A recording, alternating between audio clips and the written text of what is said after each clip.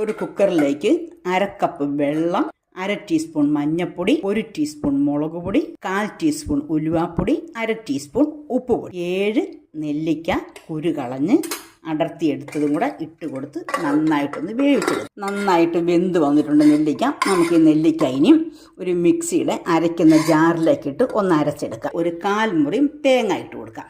2 പച്ചമുളക്, 1/4 ടീസ്പൂൺ നല്ല ജീരകം കൂടെ, 1 തണ്ട് കറിവേപ്പില. അരയ്ക്കുമ്പം ആദ്യമേ ഒന്ന് പൊടിക്കുക. ഇങ്ങനെ പൊടിച്ചതിന് ശേഷം ഞാനിവിടെ 1 ഗ്ലാസ് മോരാണ് എടുത്തിരിക്കുന്നത്. ഈ മോരിൽ നിന്ന് 2 ടേബിൾ സ്പൂൺ മോരൊഴിച്ച് നന്നായിട്ടൊന്ന് അരച്ചെടുക്കാം.